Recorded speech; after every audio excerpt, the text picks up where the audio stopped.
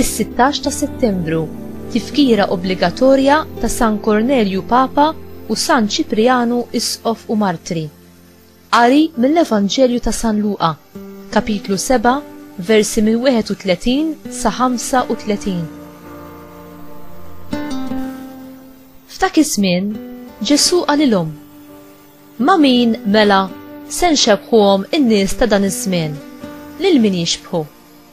Jixbħu lil qabda tfal bil-qiegħda fil-pjazza, jgħidu lil xulxin u jgħidu: daqqejnilkom il-flawt u ma sfintux, għannejnilkom għanja ta' niket u ma ħabbattux fuq sidirkom.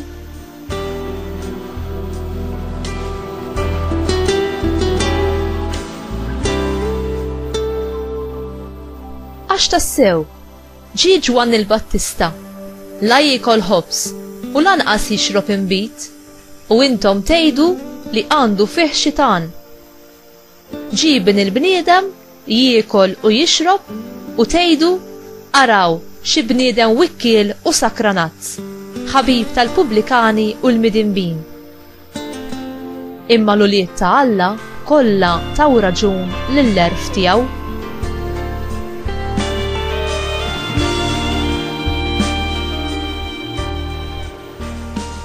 Il-kelma tal-mulej, tifħir lilek Kristu.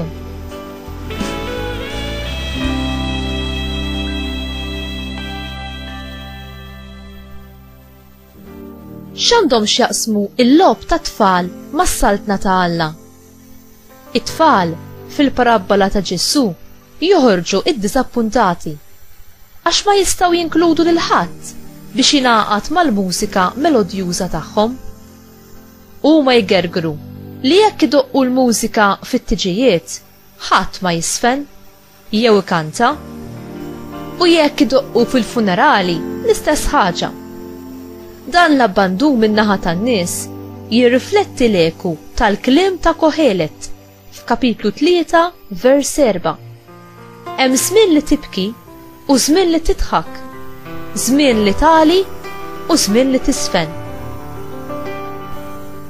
Kliem Ġesu rigward is-saltna ta' Alla huwa bxara ta' aħbar tajba u ta' ferħ kbir għal dawk li tassew iridu jisimgħu.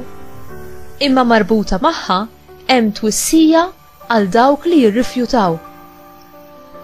Għaliex il-messaġġ ta' Ġwann il-Battista u ta' Ġesu ġew opponuti u waqgħu fuq widnejn torox?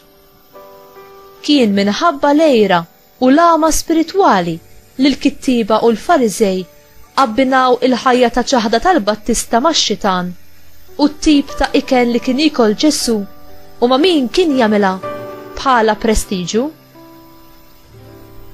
Huma irnexxielhom jiddistruġġu l-pjan ta' Alla għal ħajjithom għax kellhom qalbhom magħluqa għal messaġġ ta' Ġwann il-Battista u issa ta' Ġesu.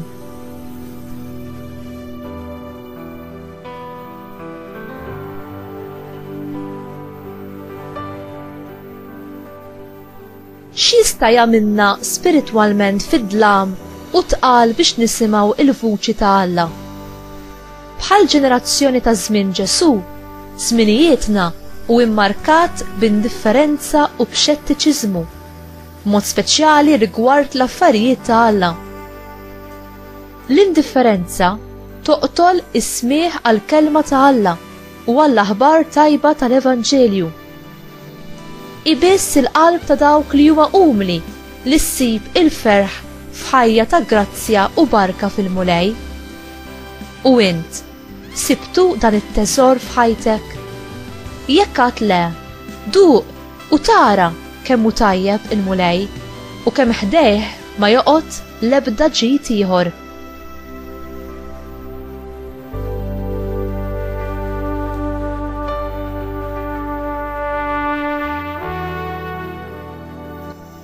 Mulej, iftaħli il-widnejn ta' qalbi biex jinnisma l-aħbar it-tajba tas-saltna tiegħek.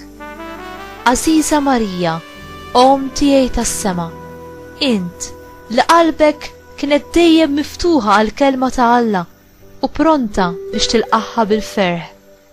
Itlob miegħi biex inkun libera li nħobb u nservi bil-ferħ skont it-talim ta' ibnek u biex magħkom nirbaħ fuq żmien ta' niket u magħkom ingawdi il-faraġ u l-konsolazzjoni li intom biss tafu tofruli. Amen.